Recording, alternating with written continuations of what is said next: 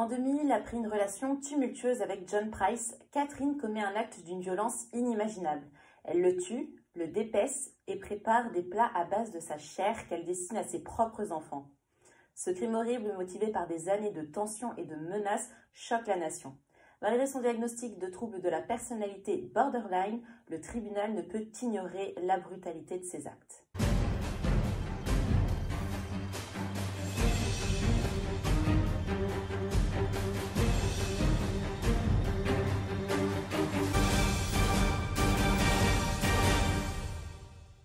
Hello, moi c'est Maman CTD et bienvenue sur ma chaîne dédiée aux affaires criminelles. Pour la vidéo du jour, on va parler de l'affaire de Catherine Knight. Comme vous l'avez entendu dans l'intro, c'est un crime très hard.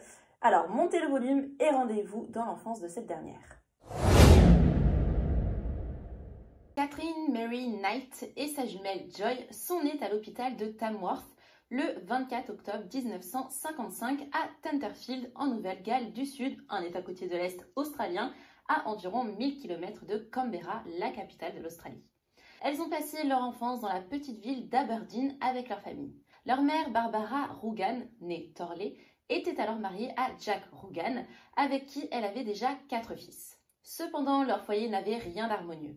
Barbara entretenait une liaison avec Ken Knight, un collègue de son mari, et de cette relation sont nées les jumelles Catherine et Joy. Dans une communauté très conservatrice, le scandale a éclaté rapidement, le scandale de tromperie. La pression sociale était si intense que Barbara a décidé de quitter la région pour s'installer à Moray, en fait je pense que je l'ai prononcé à la française, à Moray, au nord de la Nouvelle-Galles du Sud avec son amant et leurs 2 petites filles. Ses fils ne l'ont pas accompagnée, les 2 aînés sont restés avec leur père, tandis que les 2 plus jeunes sont partis vivre chez leur tante à Sydney. Barbara et Ken ont fini par avoir 2 autres garçons ensemble et la famille vivait dans la pauvreté, dans une atmosphère de violence et de tension constante. Ken, alcoolique notoire, se montrait brutal envers ses proches. Barbara elle-même subissait de terribles violences, tant physiquement que verbalement, sous les yeux de ses enfants. Parfois, Ken l'agressait plusieurs fois en une seule journée, plongeant la famille dans une souffrance quotidienne. Barbara avait pris l'habitude de parler ouvertement de sa vie intime avec ses enfants, et un comportement d'ailleurs qui a profondément perturbé Catherine. Cette relation destructrice a marqué Barbara à vie et elle développe une sorte de haine envers les hommes et pour le côté SEXE, un ressentiment qu'elle a d'ailleurs transmis malgré elle à Catherine. Cette dernière, quant à elle, a subi des abus jusqu'à l'âge de 11 ans par des membres de sa famille que on ne connaît pas, on ne sait pas qui c'est exactement, elle n'en a pas dit plus. En 1959, le premier mari de Barbara décède et elle a alors accueilli les 4 fils qu'elle avait eus avec lui. Catherine était très proche de sa sœur Joy, mais elle n'avait pas beaucoup d'amis proches car elle manquait de confiance en elle. À l'école, Catherine se désintéressait des études et se battait fréquemment avec ses camarades, affichant une colère qui culmina lorsqu'elle attaqua un garçon avec un couteau. En tentant d'intervenir, une enseignante fut blessée. Une camarade de classe raconta qu'un jour, Catherine se battit violemment avec sa sœur Joy à coups de poing pour une simple histoire de qui rentre à la maison en vélo. Pourtant, Catherine connaissait aussi des moments de calme où elle devenait une élève exemplaire. À 15 ans, elle décida de quitter l'école pour entrer dans le monde du travail, malgré ses grandes lacunes en lecture et en écriture. Elle eut du mal à trouver un emploi en raison du coup de son manque de qualification à ce niveau-là, mais finit par être embauchée dans une usine de confection où elle travaille 1 an avant de démissionner car elle s'ennuyait. Cherchant un métier qui lui conviendrait mieux, elle postula à l'abattoir d'Aberdeen qu'elle voyait comme le métier de ses rêves. Alors moi, travailler dans un tel endroit fait partie des métiers que je veux absolument pas faire. Bref, il faut savoir que sa mère, son père, plusieurs de ses frères et même son grand-père avaient déjà travaillé dans un abattoir. Catherine commença comme agente d'entretien, donc chargée de nettoyer le sang et les restes d'animaux au sol. J'ai regardé d'ailleurs un documentaire qui racontait l'histoire de Catherine Knight pour en savoir plus sur elle. Et lorsqu'il montrait les moments de l'abattoir, il mettait aussi des images de l'abattoir. Donc à chaque fois avec ma main, je cachais l'écran comme ça juste pour voir les sous-titres. Après un certain temps, elle fut promue au poste de désosseuse et pour la récompenser, l'entreprise lui offrit un jeu de couteau qu'elle suspendit fièrement au-dessus de son lit. À sa majorité, Catherine entama une relation avec David Kellett, un collègue de travail. Cet homme, traumatisé par la mort de son meilleur ami sur les chemins de fer et par un accident où il avait vu 6 enfants périr, son bras dans l'alcool. Ce penchant d'ailleurs pour la boisson lui coûtera son emploi au chemin de fer et il rejoignit Catherine à l'abattoir. Un an plus tard, en 1974, le couple se maria et d'ailleurs ce jour-là, Barbara, donc la mère de Catherine, avertit David « Fais attention avec elle ou elle te tuera. Si tu la provoques ou commets la moindre infidélité, tu es perdu. Elle a quelque chose de brisé en elle. » Il ne fallut pas attendre très longtemps pour que cette mise en garde prenne tout son sens. Lors de leur première nuit de noces, donc lors de leur nuit de noces, il n'y en a pas plusieurs normalement, lors de leur nuit de noces, après 3 rapports intimes, Catherine, frustrée par le refus de son mari pour un 4e, tenta de l'étrangler. Donc cet incident n'entama pas leur mariage, David choisit de rester avec elle, bien que ce ne fût que le premier d'une longue série de violences. Conscient du danger, il confia même à sa sœur qu'il valait mieux s'éloigner de Catherine lorsqu'elle était de mauvaise humeur, car si elle saisissait un couteau ou autre chose, il serait déjà trop tard. Le 11 mai 1976, leur fille Melissa Anne vint au monde. Cependant, la naissance de leur enfant ne réussit pas à sauver leur couple et 6 semaines après, Catherine tenta de poignarder son mari avec une bouteille de bière cassée. Terrifié, David finit par fuir, abandonnant du coup femme et enfant, donc Catherine et Melissa, pour une autre femme et trouva refuge chez sa mère dans le Queensland au nord-est de l'Australie. Enragée par cet abandon, Catherine plaça Melissa dans un landau et dans une crise de colère, elle projetait contre les clôtures la poussette sous les yeux horrifiés des passants qui alertèrent les autorités. Internée à l'hôpital Saint-Elmo de Tamworth, Catherine reçut un diagnostic de dépression postpartum et y resta plusieurs semaines sous surveillance, recevant un traitement d'antidépresseurs. Son état ne s'est pas pour autant amélioré à son retour car elle s'en est de nouveau pris à son bébé de seulement 2 mois. Elle posa Melissa sur les rails d'un train, abandonnant la petite alors qu'un convoi approchait quelques minutes après. Elle est ensuite allée en ville armée d'une hache qu'elle avait récupérée dans un jardin et menaçait tous ceux qui croisaient son chemin. Heureusement, alors du côté de la petite, un sans-abri à la recherche de nourriture repéra le bébé sur les rails et la sauva in extremis d'une tragédie. La police fut alertée et Catherine retourna à l'hôpital. Par contre, cette fois, elle y resta seulement une journée et elle rentre chez elle le lendemain. Obsédée toujours par l'idée de retrouver David, dont elle connaissait la cachette, elle frappa à la porte de voisins en leur disant « Mon bébé est malade, vous devez me conduire à l'hôpital ». Les voisins acceptent de l'aider et l'une de leurs filles entra chez Catherine pour voir le berceau où se trouvait Melissa. Mais au lieu de prendre son bébé, Catherine attrapa un couteau et entailla le visage de la jeune fille. Elle prit ensuite la famille en otage, exigeant qu'ils la conduisent chez la mère de David, donc dans le Queensland. La famille, bien qu'otage, réussissent quand même à la convaincre de faire un arrêt à une station-service sous prétexte qu'un des garçons asthmatiques devait être libéré. Catherine accepta et une fois arrivé, le jeune homme, qui était censé être asthmatique, contacte immédiatement la police. À l'arrivée de celle-ci, Catherine agitait une barre de métal contre l'employé de la station. Les 2 agents parvinrent à la calmer et elle fut envoyée à l'hôpital psychiatrique de Morrissey. David fut mis au courant de l'incident et sa relation actuelle étant déjà en difficulté, il appela sa mère, Florence, pour organiser un retour à l'hôpital afin de récupérer Catherine. Le lendemain, David, sa mère, Catherine et Barbara, donc la mère de Catherine, retournèrent chercher la petite Melissa.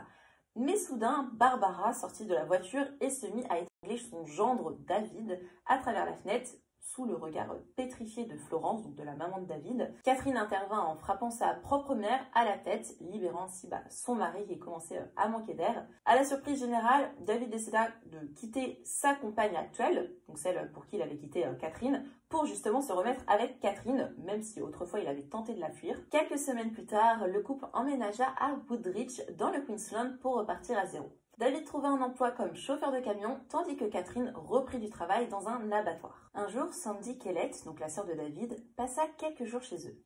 À un moment, l'enfant du couple se mit à pleurer dans la salle de bain. Sandy s'y rendit pour voir ce qui se passait et découvrit Catherine tenant sa fille sous un jet d'eau chaude. Elle raconta immédiatement à son frère ce qu'elle avait vu, mais il répondit « Promets-moi, Sandy, de ne rien dire à Catherine ce soir, car elle va te tuer dans son sommeil et elle va probablement me tuer aussi. » En 1979, David surprit Catherine au lit avec un autre homme.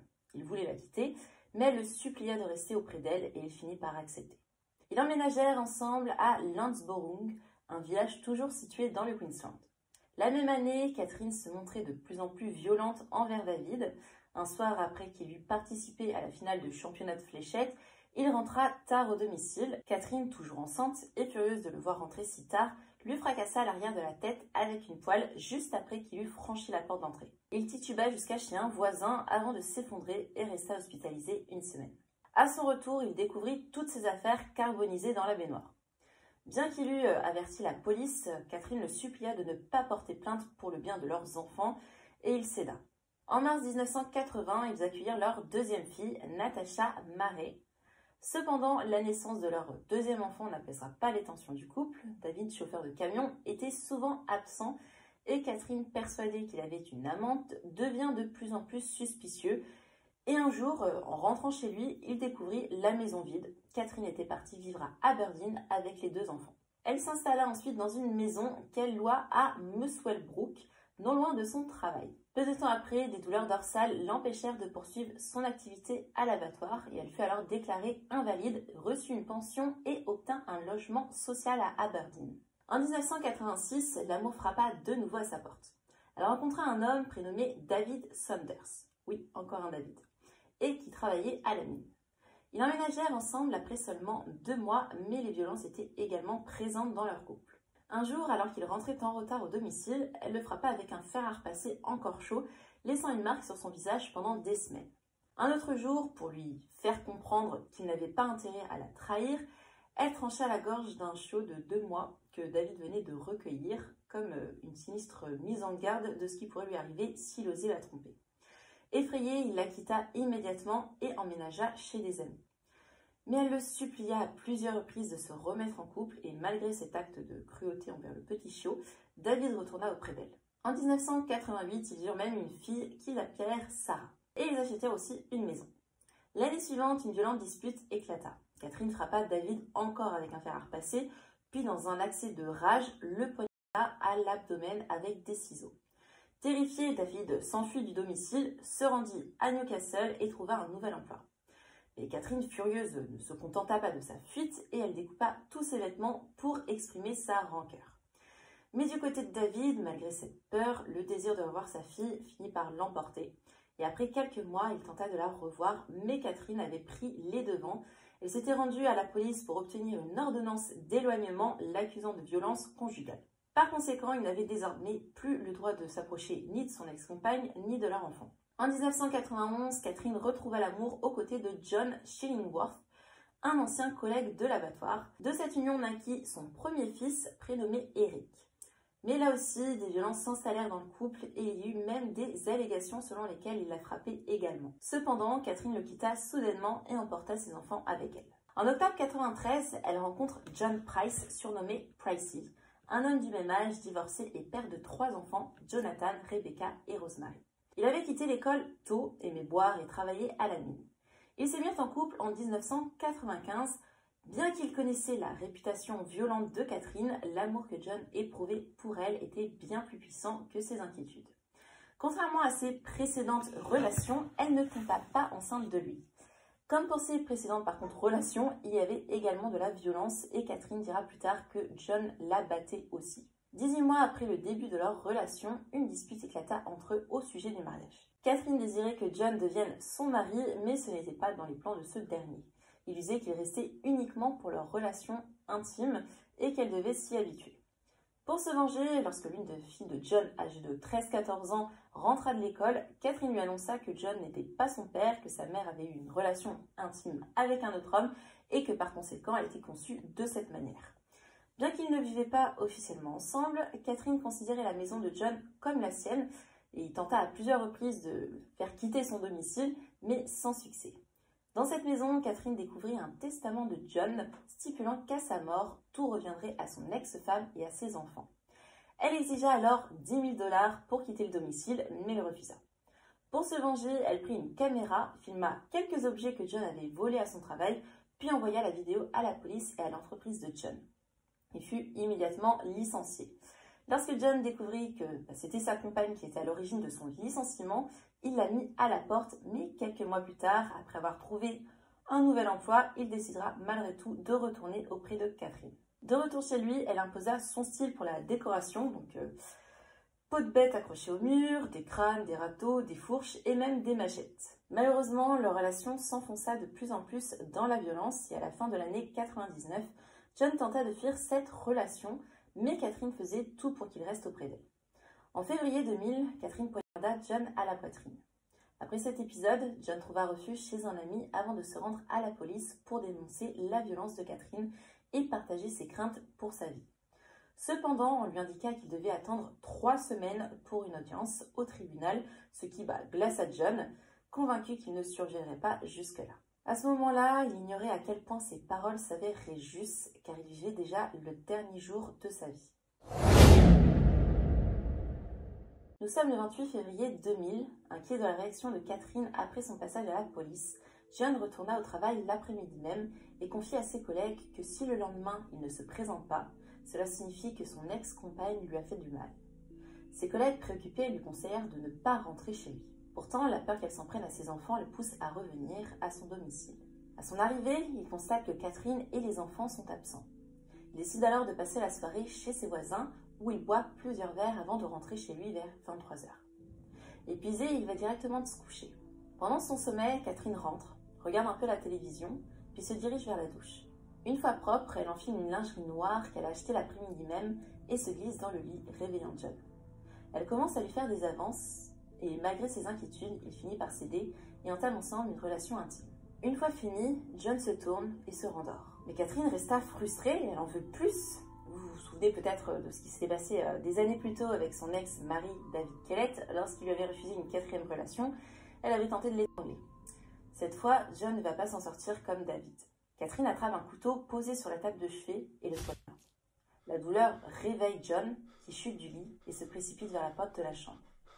Catherine ne la laisse pas fuir et le poursuit.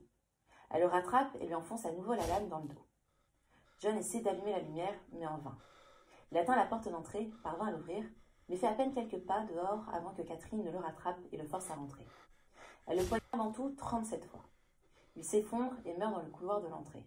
Alors, je vous conseille de ne pas manger pour ce qui suit. Alors, Catherine traîne son corps jusqu'au salon et commence à l'écorcher. Elle réussit à enlever sa peau en une seule pièce et l'accroche à un crochet à viande sur le chambranle de la porte. Elle attrape ensuite un couteau de boucher, coupe la tête de John et tranche des morceaux de chair de son corps. Puis elle se dirige vers la cuisine pour préparer son macabre festin. Elle cuit les morceaux avec des pommes de terre au four, des carottes, de la courge, des betteraves et du chou, le tout accompagné d'une petite sauce. Quant à la tête, elle la met dans une marmite avec des petits légumes. Une fois les morceaux de chair cuits, elle les dispose dans 2 assiettes qu'elle place soigneusement sur la table. À côté de chaque assiette, un papier porte le nom des enfants de John. Donc ces plats leur étaient destinés. Une 3e assiette, par contre, préparée, a été finalement jetée dans le jardin. Donc ça reste un mystère. Est-ce qu'elle a voulu y goûter et qu'elle n'a pas aimé qu'elle a jeté? On n'en sait rien. Elle retourne ensuite auprès du corps de John et place le bras gauche autour d'une bouteille d'eau pétillante, tout en croisant ses jambes pour lui donner une posture humiliante qui semble la satisfaire. Le lendemain matin, à 6 h, un voisin remarque que la voiture de John est encore dans l'allée, alors qu'il devrait être au travail. L'inquiétude se fait également du côté des collègues de John à qui il s'était confié sur la violence de Catherine. John était toujours justement le premier à arriver au travail et donc il tente à plusieurs reprises d'appeler à son domicile, mais personne ne répond. Son employeur, ne le voyant pas arriver, envoie un collègue vérifier ce qui se passe. Devant la maison, le voisin et l'employé frappent à la fenêtre de la chambre de John, espérant le réveiller s'il dort. Mais en s'approchant de la porte d'entrée, ils aperçoivent du sang. Immédiatement, ils contactent la police. Les agents arrivent et enfoncent la porte arrière. À l'intérieur, ils retrouvent le corps sans tête de John et Catherine non loin inconsciente. Elle a ingéré en fait une quantité importante de comprimés, tentant visiblement de mettre fin à ses jours. La scène de crime est tellement horrible que plusieurs policiers présents du coup ont dû suivre ensuite des thérapies pour surmonter ce qu'ils ont vu. Il était difficile d'annoncer la nouvelle aux enfants de John, donc la police prévient son fils Jonathan, mais en ce qui concerne la fille Rebecca, âgée de seulement 14 ans, elle découvre l'horreur dans les journaux. Elle demande à sa mère si c'est vrai et elle lui confirme. Elle reste 3 heures couchée au sol. Durant les 6 jours suivant le crime, Catherine est hospitalisée à Muswellbrook puis à Maitland. L'enquêteur Bob Wells l'interroge à ce moment-là. « Vous souvenez-vous de Pricey se couchant ?»« Je ne me rappelle de rien. »« Vous souvenez-vous vous-même être allé vous coucher ?»« Vaguement. » Elle soutient l'amnésie. Elle lui explique « Je n'en sais rien. La dernière chose dont je me souviens, c'est d'être sortie prendre le thé avec les enfants. puis d'être rentrée à la maison et d'avoir regardé un peu la télévision. Plus tard, elle évoque sa nuit intime avec John, ajoutant qu'elle avait pris 2 comprimés prescrits pour ses nerfs ainsi que des médicaments pour l'hypertension appartenant à John. Malgré cela, elle continue d'affirmer qu'elle n'a aucun souvenir de sa mort ni de ce qui a été fait à son corps après. Son procès, qui était initialement prévu pour le 23 juillet 2001, est reporté au 15 octobre de la même année en raison de la maladie de son avocat. Au départ, Catherine plaide non coupable, mais finit par accepter le plaidoyer de culpabilité. Lors de l'audience, la vidéo de la scène de crime est projetée, offrant un aperçu glaçant de l'horreur. Dans cette vidéo, on peut voir la peau qui pend au crochet de boucher, mais aussi la tête dans la marmite. Pendant l'audience, le médecin Timothy Lyons décrit les détails horribles de l'écorchage et de la décapitation. Désolée s'il y a plein de mots qui sont un peu coupés, mais YouTube, il apprécie pas trop ce genre de choses. À ce moment-là, Catherine devient hystérique et doit être placée sous sédatif. Il est également évoqué que la nuit du crime, Catherine a retiré 1 000 $ du compte de John. Donc la préméditation est aussi retenue d'ailleurs compte tenu de la déclaration de son propre frère Kenneth, qui témoigne contre sa sœur et rapporte les propos qu'elle lui a tenus 3 semaines avant le drame. « Je vais tuer Tracy et je vais m'en tirer. Je vais m'en tirer parce que je me ferai passer pour folle. » Ces paroles ont aussi été entendues par Tracy, la nièce de Catherine. Kenneth mentionne également que sa sœur voulait mettre fin à la vie des enfants de John. La prétendue d'ailleurs amnésie de Catherine est aussi présentée, mais le juge déclare « Bien que cette question ait été longuement débattue au cours de l'audience et dans les débats, la question de savoir si elle était et est amnésique concernant les événements n'a, en un sens, que peu ou pas d'importance au regard de la sanction à infliger à l'accusé. Qu'elle se souvienne ou non des événements, ils étaient prémédités. Même si elle ne conserve aucun souvenir du meurtre, du démembrement et de la cuisson partielle de M. Price, nous pouvons considérer qu'il ne s'agit là que d'un blocage de sa mémoire face à des événements si horribles qu'elle en éprouve répulsion et rejet en tant que personne responsable de tels actes. » Catherine reçoit le diagnostic d'un trouble de la personnalité limite, c'est également connu sous le nom de trouble de la personnalité borderline. Donc ce trouble se caractérise par une impulsivité intense et une instabilité des émotions, des relations interpersonnelles et de l'image de soi. Cependant, un psychiatre, donc le docteur Milton, affirme « Les problèmes de personnalité dont fait état le parcours de Madame Knight ne sont pas, à mon avis, liés à une maladie psychiatrique. Ils sont inhérents à sa nature. Ces troubles de la personnalité ne devraient pas priver de la faculté de distinguer le bien du mal et de comprendre ce qu'elle faisait. Ils ne l'empêchent pas non plus d'exercer un contrôle sur ses actions lorsqu'elle le souhaite. Le principal effet des troubles de la personnalité de Madame Knight est de causer des problèmes aux autres. Je me demande si cela doit être considéré comme une anomalie de l'esprit et je pense, tout bien considéré, que ce n'est pas le cas, mais c'est probablement une décision qui appartient à la Cour. » Et elle ajoute également « Le problème n'est pas qu'elle ne sait pas que c'est mal de faire de telles choses, mais qu'elle ne se soucie pas de les faire. L'insensibilité n'est pas une absence de connaissance de ce qui est bien ou mal. Madame Knight est capable de se contrôler. Je suis convaincue que Madame Knight avait la capacité de se contrôler au moment où elle a tué M. Price. Elle pouvait décider de ne pas le tuer.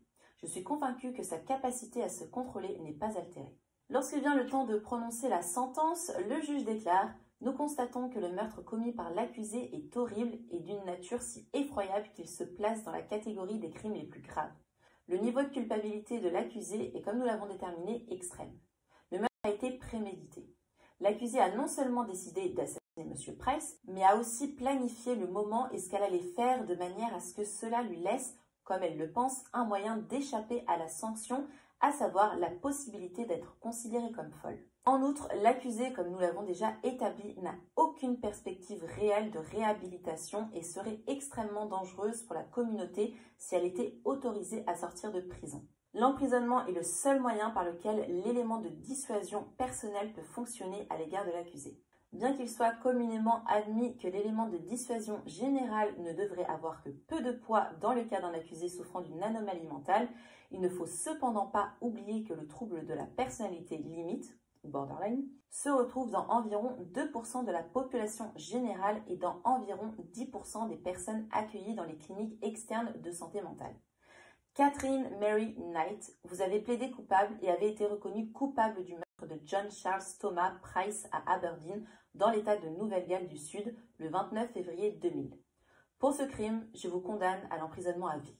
Catherine est ainsi la première femme en Australie à être condamnée à la réclusion criminelle à perpétuité sans possibilité de libération conditionnelle.